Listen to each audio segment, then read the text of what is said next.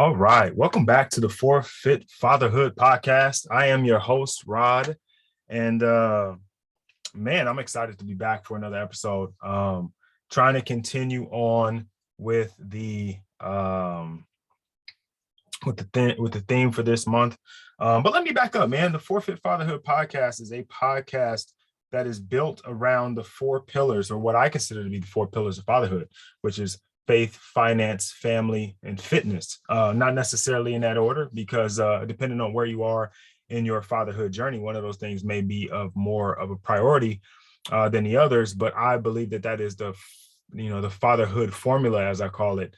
We add those four things together. We typically have a successful journey in our fatherhood, right? Sometimes we have dope guests. Sometimes we are solo, and this is another solo episode where it's just me in the podcast studio. So this is what I call a studio under the stairs, people under the stairs studios. Still a work in progress, but I am not putting that backdrop up anymore. I am letting you guys see it as a work of, it's both a work of art and a work in progress at the same time. Got the little soundproofing half up. Going to get the bottom half done. You see, like the corners kind of half done. For those of you guys that are watching on YouTube or that catch these clips on social media, you'll see that blackboard up.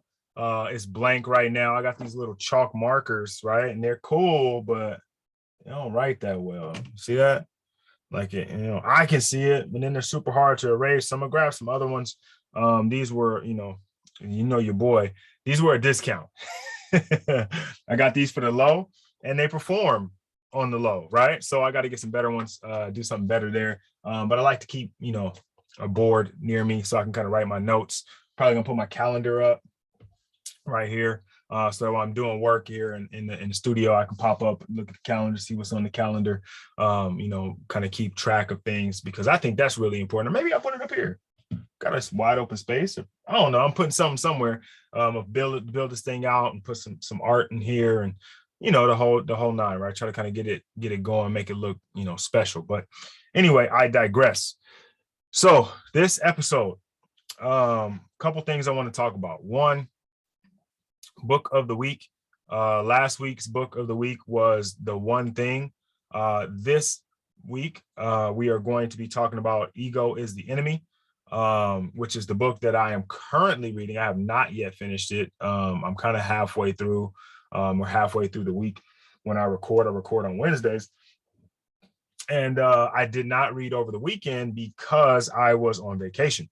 The family and I love Hawaii. So if you're paying attention, during the pandemic, airline tickets were super cheap, right? Super cheap. So you're able to get airline tickets for super cheap. And we grabbed a few tickets to Hawaii. I'm turning up the light a little bit.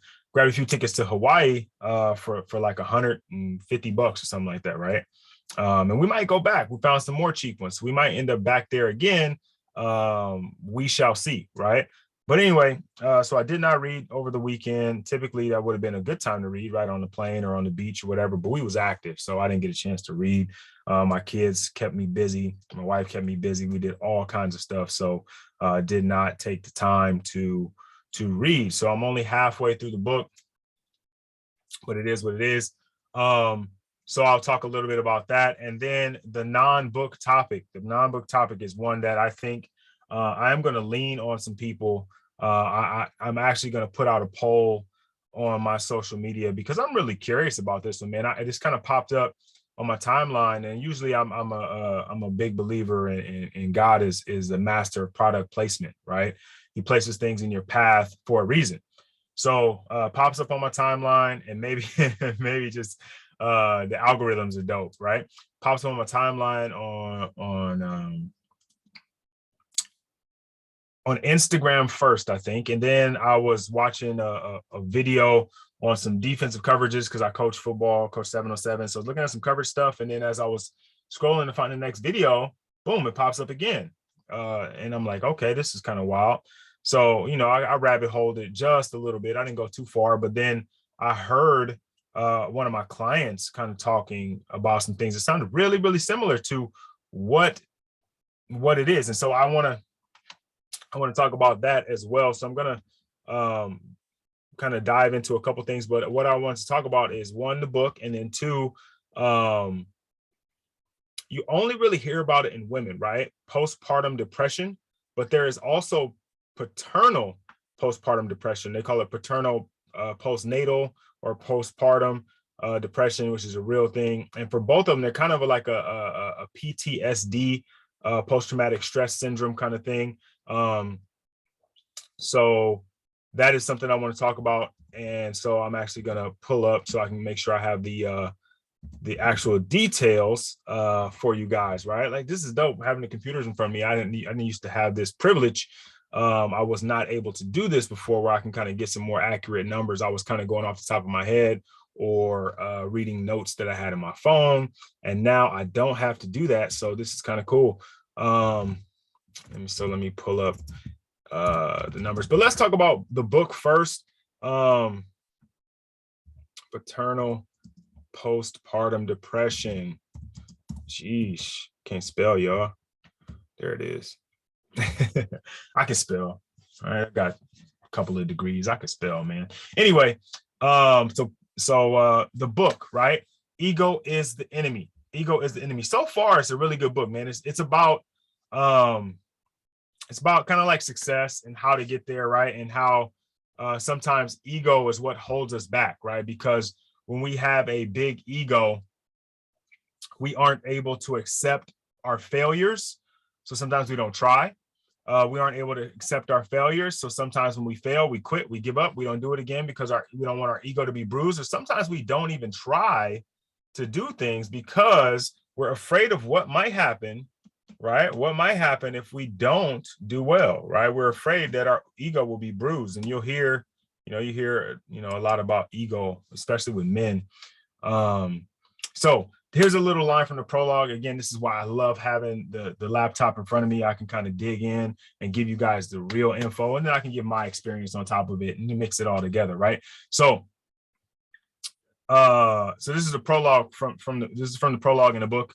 While the history books are filled with tales of obsessive visionary geniuses who made the world in their image with sheer, almost irrational force, I found that history is also made by individuals who fought their egos at every turn, who eschewed the spotlight, and who put their higher goals above their desire for recognition.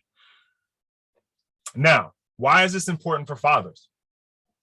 A lot of times as fathers, and all of us as fathers, we want to be successful. And really, honestly, as men, right? We look back at the old days when you had to get directions, right?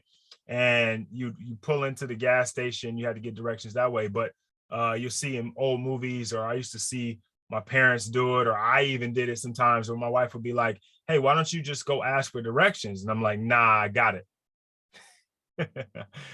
That's pride. That's ego, man. Like, I don't want to have to ask for help, right? Like, guys don't want to have to ask for help. And I think that is going to kind of lead into what I want to talk about with the postnatal depression. But it is okay, right? It is okay to ask for help. It's cool to ask for help, fellas.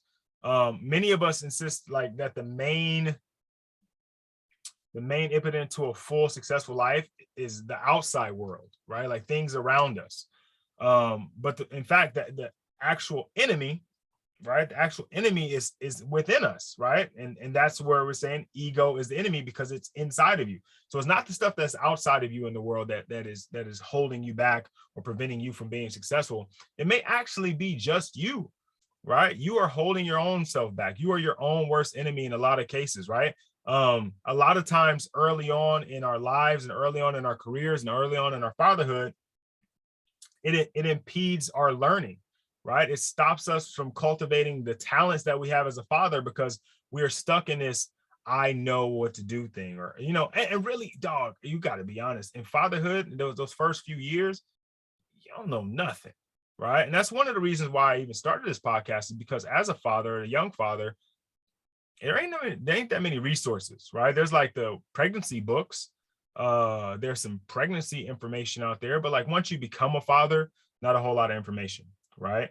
You don't get a lot of it from your own father. Like, they don't tell you how to be a father, right? They might tell you some information about, how to be a man, and not even that really. They just kind of show you how to do it, or you learn like by watching them or by not watching them what you want to do or don't want to do. But there isn't like a whole lot of information. So we have to come out of it on our own. And then a lot of times our ego and our issues don't allow us to grow because we don't want to learn, because we think we know everything sometimes, right? So ego can blind you to your faults, right? Like you think you know everything, so you don't see where you could be wrong in certain situations. Really, really important in fatherhood, right? You have to understand that you are not always right. You don't know everything. And that you are going to need some help, right? Let your pride, not like kind of create future problems for you, right? When you do fail, right? When you do fail, your ego makes everything huge, right? It magnifies each blow, and that makes it harder to come back from, right? So every stage of your life, ego holds you back. Ego is the enemy at the beginning of a journey, in the middle of the journey, at the end of the journey. Your ego is your enemy. Okay. So in the book, they talk about like a lot of people. They talk about Jackie Robinson. They talk about Bill Belichick. They talk about Eleanor Roosevelt. They talk about all these people who have done great things, who have reached high levels of power and success. And they talk about how they did it by conquering their ego, right? And they give us kind of some strategies and tactics. And like I said, I haven't read the whole thing yet, but from what I've read so far, there is a process to releasing your ego and understanding that you don't know everything, that you can learn, that you can be helped, that you can grow, right? That's a mindset thing, right? We got to have more of a growth mindset versus a fixed mindset. The fixed mindset tells us we have everything we need, we are everything we need, and we'll never get anything more. And a growth mindset tells us that sometimes we are going to need more. We can continue to grow, we can continue to do more and be better. And as a father, that's a really important one, because your child is growing, right? They're growing not only physically, but emotionally and in other ways, right? And so if you aren't also growing as a man and as a father, at some point you aren't going to be who you need to be for them, right? And that's one of our biggest fears as men and as fathers is like, am I enough? Am I enough for whatever situation that I'm involved in? And ego sometimes will keep you from putting yourself in a situation because you don't want to have your feelings hurt. You don't want to be vulnerable, right? So in our society, right? In our current society, with social media, reality TV, and all these kind of self-promoting things, your battle against your ego is fought everywhere, right? Because you are always trying to give off this impression that you are doing well. Like social media is a highlight reel, right? Facebook, Instagram, Twitter, you get to see people doing their best, right? And so you're kind of comparing yourself against their best, right? So your day-to-day worst is compared against their best, right? And that's a tricky battle to kind of fight. But when you read this book, right, and you're kind of armed with the lessons that the book teaches you, you're less invested in the story you tell about your own specialness, right? Like you don't have to tell people you're special. Like Superman doesn't go out and tell people he's Superman. He just does Superman stuff, right? He just Supermans, right? He doesn't go, hey guys, I'm Superman, and then go do some Superman stuff. He just save the day, right? You just go save the day. And sometimes, Superman can't save the day, right? but he gives his effort, right? And as a result, when you aren't trying to tell people you're Superman, it's like a freeing thing, right? You can actually go do the work that you need to do. But if Superman had to hold a press conference every time he was about to save the world and let people know that he was Superman and he was faster than the speeding bullet, and he could scale the Empire State Building in a single bound, like if he had to tell everybody that, he wouldn't actually be doing the work that he needs to do, right? He wouldn't be able to go out and achieve the things that he needs to achieve. And so great book, Ego is the Enemy by Ryan Holiday. Check it out. Get it on Kindle or whatever. No, he's not paying me. They're not paying me. So I'm not giving you much more than that, but ego is the enemy. You got to let go of your ego, accept your failures, right? Let go of your ego, be humble in your successes, resilient in your failures, and keep pushing forward, right?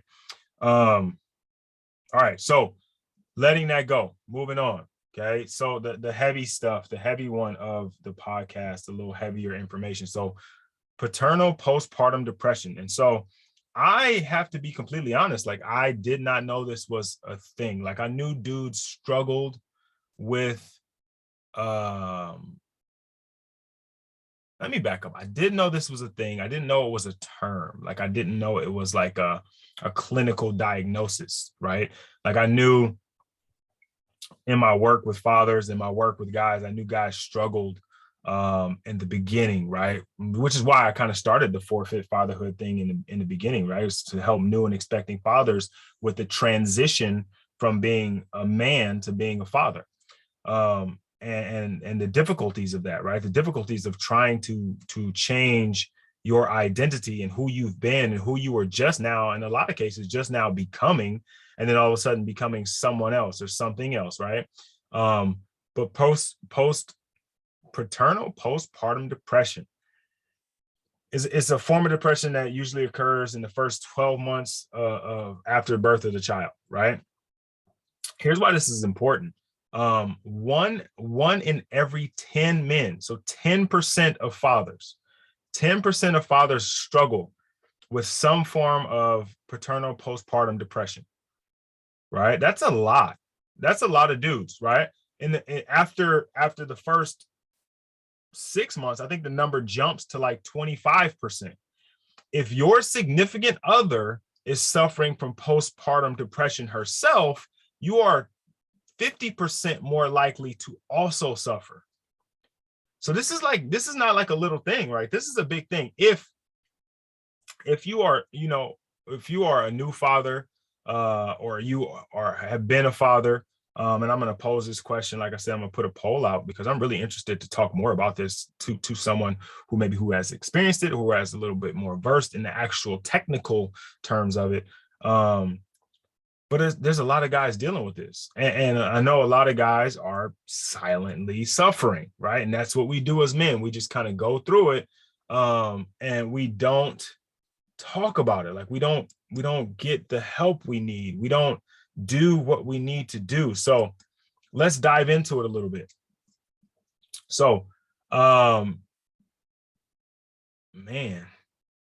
So look, I just clicked on the link, right? And so I like I said, I was going to do a little bit more because I wanted to give you some real numbers. So I just told you 10%, right? 10% of cases are recorded. Here's what they say. Approximately 25% of new fathers will suffer from symptoms of postpartum depression. However, only 10% of the cases are recorded. What typically happens is men suffer through it, things get better, and then at some point later on, they actually go back and they go, hey, oh yeah, there was this going on during the first month or whatever. And so then it's recorded later on, but it's not recorded during the actual time where it was happening. So approximately 25%, which is a bigger number. That means 1 in every 4 dudes, right?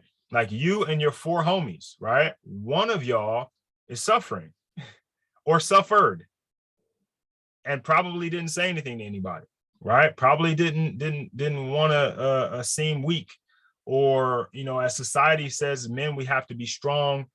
We can't show any weakness. And so PPPD or PPND, right, was probably kicking their butt. And they couldn't help, they couldn't talk to anybody about it, right? But it's important that we start talking about it. We start having this conversation, because mental health in men and mental health in general has been taboo, has been kind of stigmatized. It's something we don't talk about. We don't talk to people about. We hide it in our families. We got somebody in our family. We pray, we pray for them, or we ain't nothing wrong with him. But what has previously been categorized as what they call a daddy blues, is very common, right? I mean, think about it. Fathers are often like, they feel stressed, overwhelmed, tired, symptoms might go away in a few days when they're able to take time for themselves, but they come back and they keep coming back. And so here are some of the symptoms. And maybe you experienced this, and maybe you know somebody who experienced them. And there's a long list, dog. Withdrawing socially. Boy just had a baby, don't want to hang out no more. And it makes sense, right? You wouldn't think anything of it because like he just had a baby. He got to be at home with the kid, spend time with the wife, take care of stuff around the house. So he's not hanging out with anybody. He's withdrawing socially. So you wouldn't even think twice about it, right?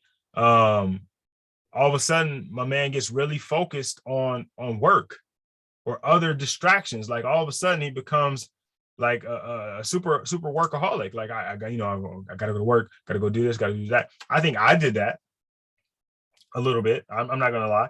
I felt like as devoted and committed to fatherhood as I was, like I said on the last episode, I left a pretty good job to be a father, to be available, to be present. But then at the same time, right after my baby was born, I had this sense of, oof, kids are expensive. We got to make money. Let me get to work. Let me start building something. And I rationalized in my head as I'm building something for my kid, right? I got to do this and do that and build this and do that and create this and do that. But that could have been a symptom, right? It could have been something going on. Consistently low energy and fatigue. Come on, man. When you first had that baby, you barely sleep, right? You might not sleep at all for the first 3 months. Like you might be getting like hour or two of sleep a night, right? And if you work already a difficult manual labor type gig where you're constantly moving and working and laboring, well, of course you're going to have low energy and be fatigued, right? And you might have felt that way before the baby. So again, you don't think anything of it. It is what it is. Not hanging out with my homies because I'm tired. I got to be home with the family. I'm exhausted. I need to. But would you think anything differently, right? You feel unmotivated, right? All of a sudden, you don't want to do anything. You're just not motivated to do anything. You're just laying around the house helping with the baby, hopefully, right? Because I know a lot of dudes are shy away from the kid. Changes in your sleep, weight, appetite.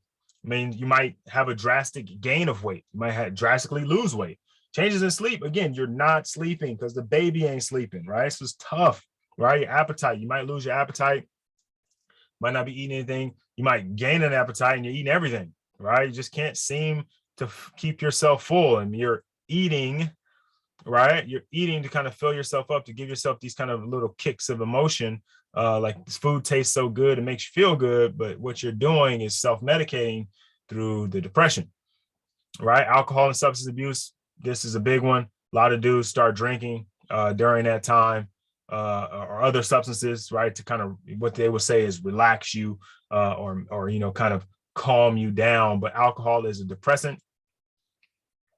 Depressants during depression do not help you. Kind of exacerbates the situation, right? You might feel easily stressed or frustrated. Again, if you're not getting sleep, you're not eating well, you don't have any outlets socially, definitely a recipe for you to be easily stressed or frustrated. The baby's crying all the time. Your wife can't really help you do the things around the house that she used to do because she's tending to the child. You're feeling a little left out, right? Because all her attention is going to the kid. You don't want to seem like you're jealous of your child, so you're trying to just suck it up and be a man, but you're struggling, right? You may be violent, aggressive, right? Dudes happens, right? Not necessarily to your lady. I'm not gonna say that happens, but I'm saying you might get a little brush up at the gym, right? Playing basketball. Somebody at work might say something the wrong way, and you got to tell them about themselves, right? That is a symptom of paternal postpartum depression. Impulsive or risky behavior, right? Like, oh man, I got this kid, got to get this bag. I'm doing like, what was that at the beginning of the pandemic? With the petals, and you get to water the petals, and the flowers, the susu, right? Right?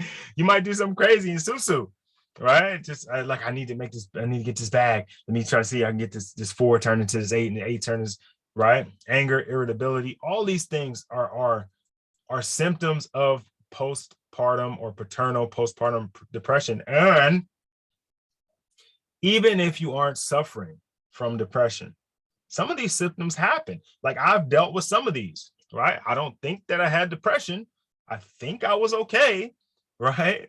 But I had some of these things going on, man. Like I wasn't sleeping well. Again, like for me, I wasn't sleeping well because I wanted to be helpful. Like when the baby wakes up in the middle of the night, what can I do? I'll get you a bottle, like to help you move, right? So I'm not sleeping, right? Energy's low because of it. Not eating a lot because I just wasn't hungry. I didn't have an appetite, right? I wasn't unmotivated, so I didn't check that box. I didn't really drink because I had like a solidarity thing, so I hadn't really drank up until that point. I get stomach aches. Headaches just all the time anyway. Easily stressed and frustrated. I can see that, right? If you're not getting sleep and just on a regular basis, even if you don't have kids, you're not getting sleep, you're not eating well, you can be easily frustrated or stressed out, right? And this is a stressful situation, right? You think about it this way. For me, my wife was in labor for 39 hours, right? 39 hours before, she was rushed into a C-section. My daughter was born, and granted, for her, super stressful. But you got to think, the woman that I want to spend the rest of my life with, the woman that I want to have my children with, that I want to raise my children, the woman that I plan on seeing me through to the end of this life is on the table in extreme pain and agony and trying to break my hand while she's doing it. We're hee-hee-hawing, we're breathing, the hours are going by, the dilation isn't happening. Now the doctor's saying, we had planned on having a natural birth. Now they're giving her the epidural. It's a high tension environment. No matter how much soft music and pastel colors they put on, then they're like, okay, we got to have this major surgery. We're going to cut her open, and we're going to pull the baby out. That is a traumatic situation. That's why kids cry when they first come to the world. It's trauma, dog. It's trauma for everybody involved. So when you have a traumatic situation like that, and then for me, the second time around was a not similar situation. We decided to do the C-section again, but it's like reliving that situation. So you go back and they got another major surgery. Anything can happen, right? We all know anything can happen in one of these surgeries. And so going back into that, it's another traumatic situation. So everybody involved is suffering from PTSD at some level, right? It may not affect you the way it affects certain people. If you have a history of depression, it's definitely going to hit you a lot harder. But as beautiful and magical as it is for a child to come in the world, it is also traumatic and stressful, right? Again, if none of that even happens to you, go in, boop, baby pops out. You got to think, I was 29, I'm lying, 29. I had just kind of found my way as being the man that I thought I wanted to be, right? I was older than most people, right? Because if you're 18, 19, 20, maybe 21, or anything under 23, right? You have a kid, you just became a man. Like you were just a child. You're still handling that transition of becoming a man, right? And now maybe you married your lady before. Now you're dealing with that transition of not only just being a man, but now you got to be a husband, another title on top of it. Then you got a baby on the way. Now you're a father, again, another transition. So you got these transitions kind of lining up back to back to back. And it can be traumatic. You're losing your identity, right? And depending on who you are and how you look at it, you may not be easily embracing the next one, right? And so sometimes I think about I always think to myself, me personally, I can never see myself not being in my child's life, no matter what happened with me and my wife, no matter how dramatic or traumatic our separation would or could be. She hated me and I hated her. She burned down the house and she Mary J. Blige me and set my cars on fire, set my clothes on fire in the front yard, right? You know what I mean? If any of those things happen, we had a terrible divorce. I could never see myself not being in my child's life. But for someone who is in transition from becoming a man, like becoming a man, becoming a husband, or becoming like a long-term life partner, to becoming a father, I can see how someone would run from another transition. It might just be easier to get away from another, like, I'm just not ready to be a father. I just learned how to be a man. I'm just going to be a man for a while. And then later on, I come back, and may obviously not consciously thinking that, but like, it happens, right? A lot of dudes' dads aren't around because of alcohol and drugs. Does that have something to do with just timing? Or maybe, right? Maybe it's very possible that that has something to do with that transition being too difficult to deal with. And so I got to get out of here. I got to do something else, right? All of these things, right? All these things I just mentioned, the easily stressed and frustrated. You're arguing with your lady now. Every time you look up, you guys are arguing about everything. You know, diapers are expensive. Milk is expensive. Food is expensive. Now you got to feed 3 people. You got to buy baby clothes. You got doctor's appointments. You got all these different things. Can be definitely stressful because you're already dealing with one transition. Now you got a whole nother transition, not only a whole nother transition, but then 2 more people that you're responsible for, your wife and now a child. So I can see how postpartum depression is a thing for men, right? And I think all of us to some degree probably deal with it, right? Like we all probably deal with it to some degree. We all a little bit going through some of these symptoms. Like, these symptoms aren't crazy, they aren't far-fetched, right? But they're you know, everybody's gonna be a little bit different, right? So here's some things to think about, right, for you guys that are new fathers or expecting fathers. And I don't want to scare you, dog. Like, this is not to scare you. This is just a conversation that needs to be had. Sometimes we have to have the conversations that make us uncomfortable. We have to have the conversations that we aren't already having, because those are the conversations that give us clarity, that give us an idea of what's going on in the world. So, potential risk factors for paternal postpartum depression. I'm gonna get that right one of these days. Paternal postpartum depression: a continual lack of sleep. Listen, I did not sleep very well for like 6 months, right? And then later on, about a year in, my daughter had like some kind of health things that I've talked about before. And I didn't sleep well for the next 2 years, I would say, because she was on some medication, and it was like just for almost 3 years, I didn't sleep well. And then we had another kid, and then that started all over. But she slept a lot better than my first kid. So I say 3.5-ish years, I didn't sleep, right? One of the risk factors for paternal postpartum depression is a continual lack of sleep. We all know, for those of us who are already fathers, those of you guys that maybe are about to be fathers and are listening, lack of sleep is going to be one of those things. We have to make sleep a priority somehow, some way. Like, a lot of times people will tell you, sleep when the baby sleeps, right? And then you'll go, oh man, but that's the only time I can get anything done, because otherwise I'm with the baby. Dog, you got to prioritize sleep, right? Sleep is as people say, sleep is a cousin of death. No, my man. Not getting sleep is death itself, right? So if you can, man, get that sleep. Changes in hormone levels, right, is a risk factor. That's something that happens kind of naturally. If you're close to your partner, and this is something you may have heard about before, is men's testosterone levels or whatever kind of go down during that time, right around when the baby's born. So changes in hormones is one of the risk factors.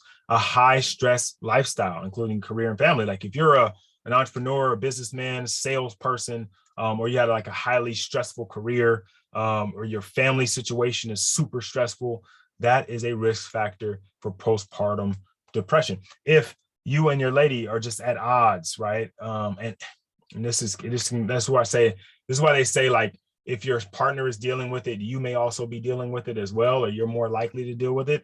Because if she's going through it and not dealing with it well and struggling, and you're trying to compensate and help, and you guys are kind of bickering back and forth because neither one of you have been a parent before, You're both first timers. You're both learning on the job. It's stressful for her, it's stressful for you. And now the stress level of the two of you has increased and created a risky situation, a risk factor for postpartum depression. Relationship tension. Again, this is the same thing. You and your lady aren't seeing eye to eye on certain things with the kid, right? You didn't read the books, right? And she's holding it, she's going by the book. You didn't read, right? So if you didn't read the books, you're going by the books, you didn't read, she's giving more attention to the kid. You're like, oh man, you don't love me like you say you do. You're kind of jealous of the baby. People and men won't say that they're jealous of the baby. Men won't talk about it, but dude, you are. And it's cool because you had all of that woman's attention. Now all of a sudden somebody else does, right? It's difficult. It's hard. Lack of support from your own parents. A lot of us don't even have a father figure in our life. So we're already lacking support from that parent. And then your mom, as much as she loves you, she's a mom and your girl is a mom. And so they immediately link up. And now you don't have any support from your own parents. Because if she, especially if she's dealing with postpartum depression, your mom comes in and tries to be grandma, super grandma. Ain't nobody talking about you. Nobody's asking about you, dog. You got to figure it out. Man up is what they say, unfortunately. And I'm not telling you to do that, but I'm saying this is what happens in these situations. Being part of a non-standard family. If you're an unmarried man or a stepfather, that kind of non-traditional setting typically is a risk factor as well, especially if you're unmarried, because you're trying to figure out, okay, hopefully, you live together. Maybe you don't live together, right? You're doing things the traditional way. She lives on hers, whatever. You're not married. You're just having a kid with this person. It's tough. That's tough. It's a tough situation, right? Because they're dealing with the kid all day and you're off doing your thing, living in your house and they're living in their house. And it's stress. Financial stress. This is an obvious one.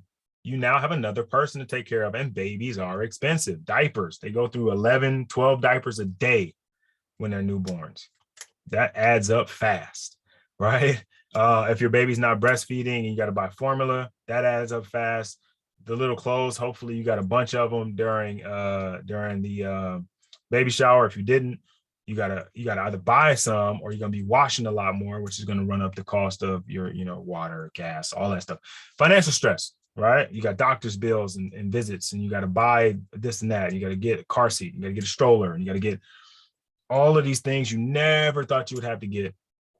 Or not that you never thought you would have to get, but you just didn't anticipate having to get. And all of a sudden they're adding up, right? They're adding up. They don't want just the regular stroller. They want the push button stroller that pops up and the baby is walking themselves, basically. I mentioned this before, if you have a history of depression, you had depression before, this definitely will kind of pull you back into it. And then again, I mentioned this, the feeling excluded from the bond between mother and child. There's that she picks him up and he just, he or she goes to sleep right away. You pick him up and it's like, kid's still crying, right? Or you're not making the connection you want to. You're putting an expectation on the connection between you and the child. And it's a newborn, but you're putting this expectation on, like, you're gonna pick him up, he can look you in the eyes, and daddy's gonna be able to make everything okay. And sometimes you're not, and the baby's just gonna cry and cry and cry, right? Or the baby's gonna want his mom more than you. Dog, you can't feed him. You can't feed her. Right? Sorry about that. It's allergies. I sound like a pig in here. But one of the biggest risk factors, right? Biggest risk factor for men in paternal postpartum depression is actually not any of these things, right? These things are all contributors or risk factors, but the biggest one is postpartum depression in the mother, okay? In the mother. Half the men who had a spouse suffering from postpartum depression also suffer from postpartum depression, right? So if you and one other friend and both you guys have wives who are suffering, one of y'all is going to be suffering. And it probably is going to be both of y'all. But honestly, it is what it is. And that's why it's important for us to know this, to understand this. And I was on the Dear Son podcast a few weeks ago, and he asked me about it. asked me about postpartum depression, and I don't know, and I honestly say I don't know that we had it diagnosed or anything like that, and I don't know that my wife suffered from it per se, but I was very aware of the possibilities. I had heard of it. I had done my research on it, but in all that research that I did on postpartum depression, I did not see a whole lot, if anything, about it for men. Interestingly enough, and this is 9 years ago now, 10 years ago. But important to note, if your lady is dealing with it, you probably have a good chance that you're going to be dealing with it as well. So it's important that you understand what it is and how you can be a support before you end up in that spiral as well. So, guys, I know we have a tough time discussing any issue, but definitely depression, right? We have a tough time talking about it. We have a tough time talking about anything, right? Anything feelings related, other than like we feel like LeBron should trade Westbrook, right? We have an issue, right? We hide our feelings to try to seem stronger. If your wife is dealing with postpartum depression, we hide our feelings so that we don't put our burdens on her. We might even feel ashamed, or like you don't want to seem like she's already struggling, right? You don't want to seem like you got problems too. One of y'all got to be tough, and if she's dealing with it and she's accepting that she's dealing with it, then you got to be the tough one. Unfortunately, and that's unfortunately the way you feel, but that's not the case, is what I'm saying. So treatment. Obviously, I'm not a psychologist, I'm not a psychiatrist, I'm not a therapist. I'm married to one, but I am not any of those things. I'm just aware of these situations because of the conversations we have on the Meditate, Motivate, Movement podcast, and talking to my wife just in general in conversation. But men who are suffering from from paternal postpartum depression must equally be proactive in seeking help. You got to get out there and get you some help, dog. If you are experiencing any of the things that I mentioned earlier, get out there and just, even if you're not sure, get out there and find out, right? Like if you thought you had a leak, it's like a slow leak in your tire, like, oh man, the tire's a little low. You go check it out, right? Like if you hear a noise in the house, depending on who you are, you go check it out, right? Like there's a symptom, something's not right. Go check it out. Worst case scenario, you spend an hour talking to somebody and you do the deep work with yourself, find out there's nothing wrong. Cool. Keep pushing, right? Or you go and you find out that some things that you're dealing with and you try to figure them out. A lot of times too, and this is something I haven't said yet, but a lot of times too, we are dealing with things already, right? Like again, like I mentioned earlier, previous depression is a risk factor for it because we as men don't really seek out help as much as we should. We don't deal with past traumas or past issues. We just push them to the side and literally keep it pushing. Because of that, you may be carrying some of this in. So if you do go to get help because you're not sure if you have paternal postpartum depression, you might find out about some things that you need to work on outside of that. And again, as I always say on every episode, the best thing that you can do for them, your wife, your family, is be the best version of you. So if going to get that help is helping you become the best version of you, then you're winning.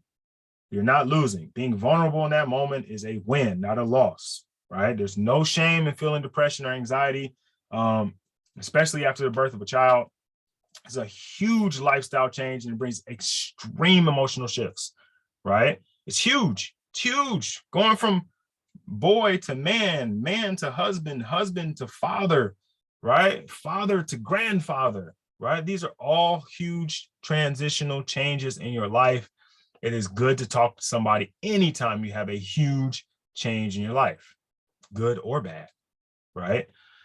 So you need to talk to somebody, right? I'm not going to go into like taking medicine and all that stuff, but that is an available option, right? if you're deciding not to do it, not to go seek the help of someone else, here's some things you can do for yourself, and probably should do for yourself anyway, right? Remember that health is number one. You can't be a father or can't be a father for very long if you're not healthy. So here's a couple of self-help things you can do for paternal postpartum depression. Number one, regular exercise. I know, it's crazy. Schedule's busy. You got work stuff. Now you got father stuff. You got to take care of some extra stuff around the house because your lady can't do it because she's obviously dealing with the kid. You're stressed about. Take some time to figure out how to get in some regular. I'm not saying every day go 2 hours a day like you used to back in the day when you was jacked and tan. What I'm saying is find 30 minutes, 15 minutes, 10 minutes to get in some regular exercise 3 days a week, 2 days a week, with any level of consistency. That is going to help, right? Eat healthy, fuel your body properly, right? Because it allows you to deal with some of those things that you're going through, some of those physiological and some of those physical things you're going through. Healthy eating can help, right? Get some sleep. We talked about this already. Prioritize sleep. Prioritize these three things. These three things are really big: exercise, healthy eating, sleep.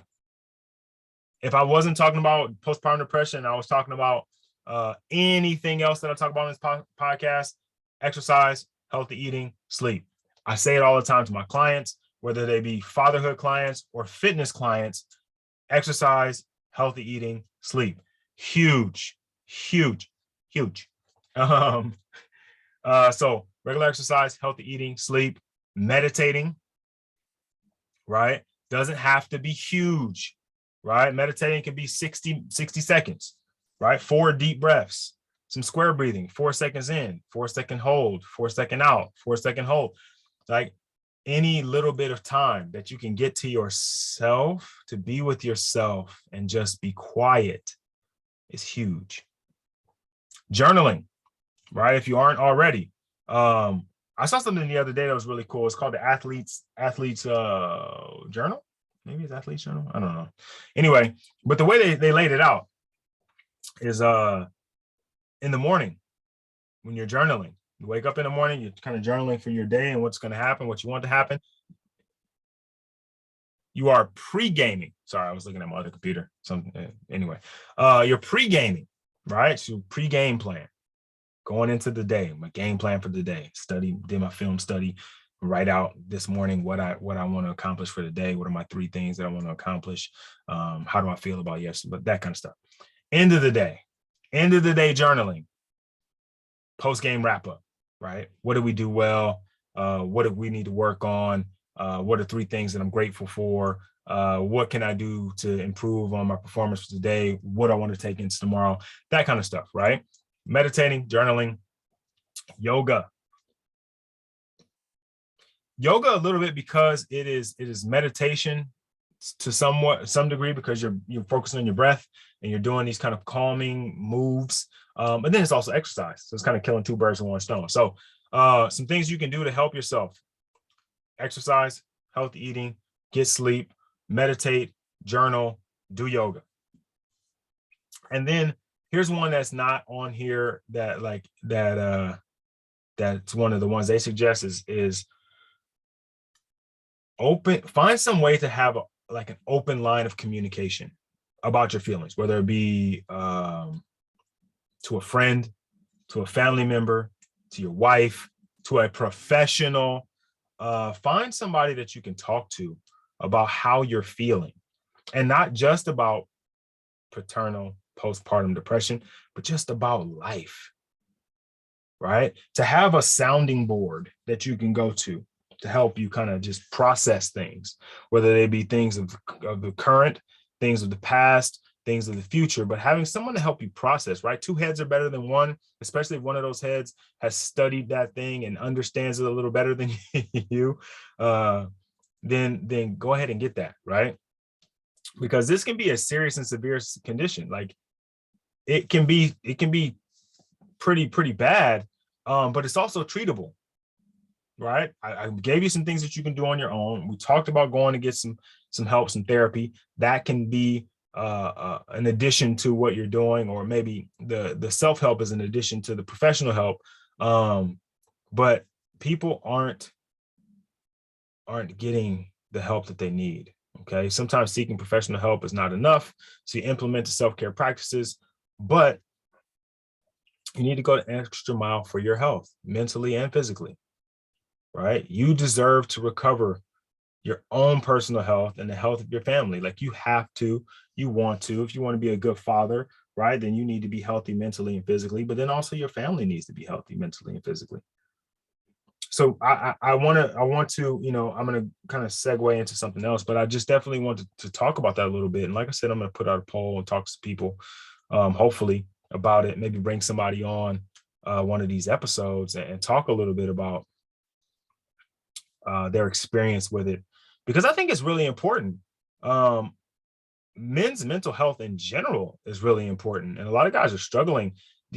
I don't know if many of you know this, but in the UK, and maybe it's different now, but at one point, like 50% of the deaths of young men was suicide. And that's sad.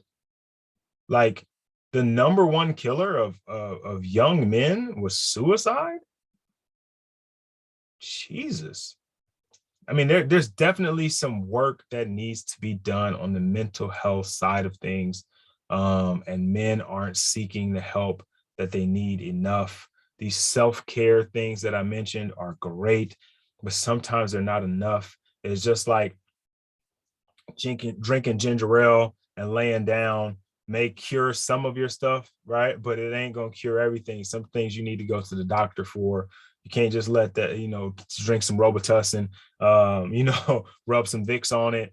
All them things that, you know, you can't have a hot toddy. You might actually need a doctor, right? Some of those things were remedies that you know, you hear about that people use back in the day, that we still use today. I still use some of those things. My stomach is bothering me, I'm getting some ginger ale, hopefully like the darker version, like a Verner's or something like that. Canada Dry is okay, but it's basically soda. The more gingery, the better. But anyway, a lot of that came because they didn't have the ability to get medical help as easily as we do. But because we can, and because our doctors are a bit more educated on things, there's been a little more time to study them. Let's use that to our advantage. Let's take advantage of the fact that technology has advanced, right? That we don't have to just deal with our problems. We can go get help. And there's nothing wrong with it. Nothing wrong with it. It's okay to not be okay. It's okay to go out and seek help. You know, and it's not a magic. Going and get help is not magic either. It's just like ginger ale, it's hit or miss.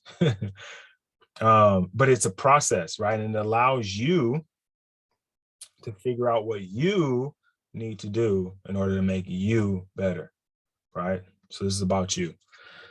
All right. So last things, wrapping up. Black History Month. I just want to just very briefly, I'm happier this year than I have been in previous years with what has been taught to my children at school. We do our own kind of Black History thing, and we do, you know, stuff year round, but specifically in Black History Month, because all they hear about in school is Malcolm Martin, Rosa, Jackie Robinson, maybe, if they got a guy teacher who's a Dodger fan. That's pretty much it. Like it is February 16th, right? Black History was hardcore first week.